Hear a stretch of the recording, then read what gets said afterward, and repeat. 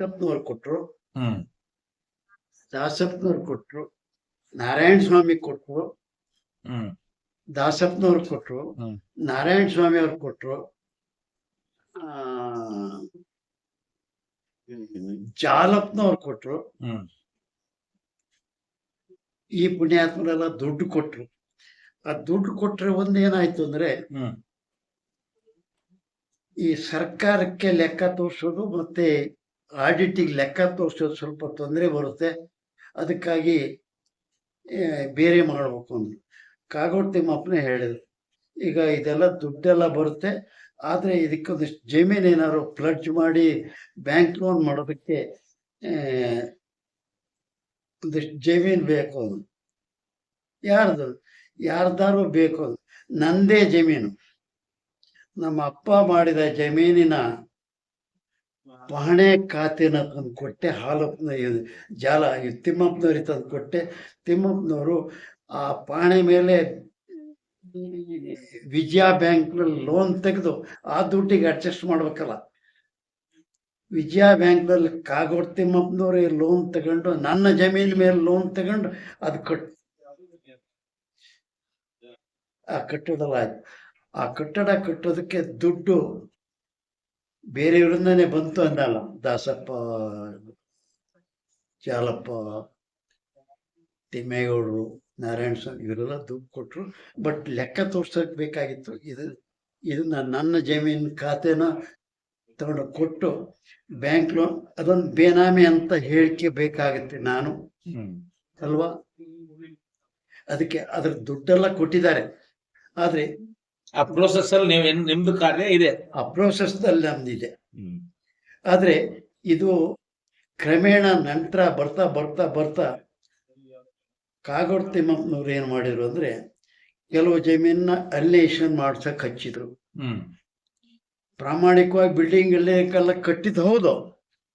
ಬರ್ತಾ ಬರ್ತಾ ಒಂದಷ್ಟು ಜಮೀನು ಅಲಿನೇಷನ್ ಮಾಡಕ್ ಹಚ್ಚಿದ್ರು. ಅದು ಬಂಗಾರಪ್ಪನವ್ರಿಗೆ ಗೊತ್ತಾದ.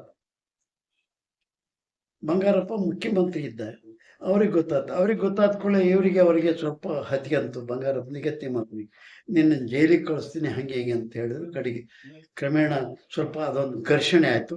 ಅಲಿನೇಷನ್ ಯಾಕೋಸ್ಕರ ಮಾಡ್ತಾರೆ? ಅಲಿನೇಷನ್ ಯಾಕೋಸ್ಕರ ಮಾಡಿಸಿದ್ರು?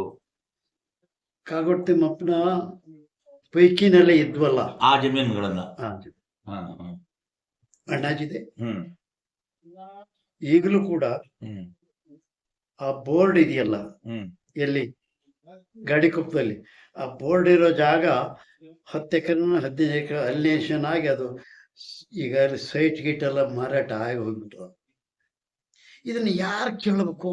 ಈ ಸೈಟ್ ಆಗಿ ಮಾರಾಟ ಆಯ್ತಲ್ಲ, ಯಾರ ಹೆಸರಲ್ಲಿ ಇದ್ದ ಜಾಗ ಸೈಟ್ ಆಗಿ ಮಾರಾಟ ಆಯ್ತು? ಮಾರಾಟ ಮಾಡಿದ್ರೆ ಯಾರು? ಅಣ್ಣಾಜಿ. ಅವರೇ ಮಾರಾಟ ಮಾಡಿದ್ರ?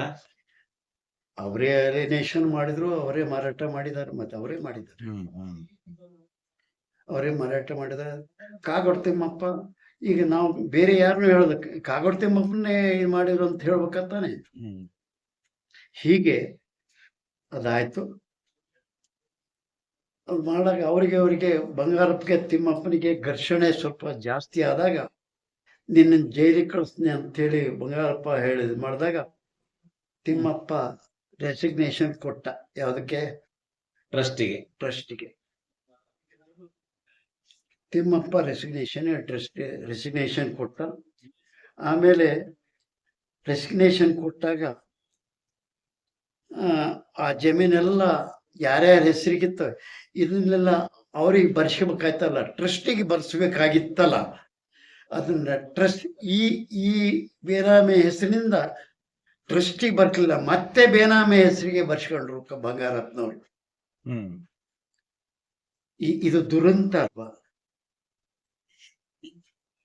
ಅವರು ಯಾರ ಹೆಸರಿಗೆ ಬರ್ಸ್ಕೊಂಡ್ರೆ ಅವ್ರ ಭಾವನಂಟ ಈಗ MLA ಆಗಿದ್ದಾನೆ ಭೀಮಣ್ಣ ಅಂತ, ಅವನ ಹೆಸರಿಗೆ ಬರ್ಸ್ಕೊಂಡ. ಎಷ್ಟು ಎಕರೆ ಒಟ್ಟು? ಅವ್ರ ಹೆಸರಿಗೆ ಭೀಮಣ್ಣ ಹೆಸರಿಗೆ ಒಂದು 25 ಎಕರೆ ಬರ್ಸ್ಕೊಂಡಿದ್ದಾರೆ. ಮತ್ತೆ ಆ ಚಂದ್ರಣ್ಣ ಅಂತ ಸ್ವರ್ಬದಲ್ಲಿ ಒಬ್ಬ ರೈಸ್ ಮಿಲ್ಲು ಸಾಮಿಲ್ ಅವನ ಹೆಸರಿಗೆ ಒಂದಷ್ಟು ಬರ್ಸ್ಕೊಂಡ್ರು. ಮತ್ತು ಬೇನಾಮೆ ಯಾರ್ಯಾರ ಹೆಸರಿಗೆ ಬರ್ಸ್ಕೊಂಡ್ರು. ತಿಮ್ಮಪ್ಪನವ್ರು ಕನ್ವರ್ಷನ್ ಮಾಡಿರಲ್ಲ, ಆ ಜಾಗ ಬಿಟ್ಬಿಟ್ರು. ತಿಮ್ಮಪ್ಪನವ್ರು ಮಾಡ್ತಾ ಮಾಡ್ತಾ ಅದೊಂದಿಷ್ಟು ಬಿಡಿಸ್ಕೊಂಡೇ ಇವರಿಗೆಲ್ಲ ಕೊಟ್ಬಿಟ್ಟು ಅದು ತಿಮ್ಮಪ್ಪನವ್ರ ಬರ್ಲಿಲ್ಲ, ವಾಪಸ್ ಬರ್ಲಿಲ್ಲ. ಅದು ಕೊಡ್ಲೇ ಇಲ್ಲ, ಅದು ಕೊಟ್ಲೇ ಇಲ್ಲ. ಹ್ಮ್ ಅವ್ರು ಬಿಡಿಸ್ಕೊಂಡವ್ರಿಗೆ ಎಷ್ಟು ಜಮೀನ್ ಐತೆ ಅಂತ ಬಂಗಾರಪ್ಪಗೂ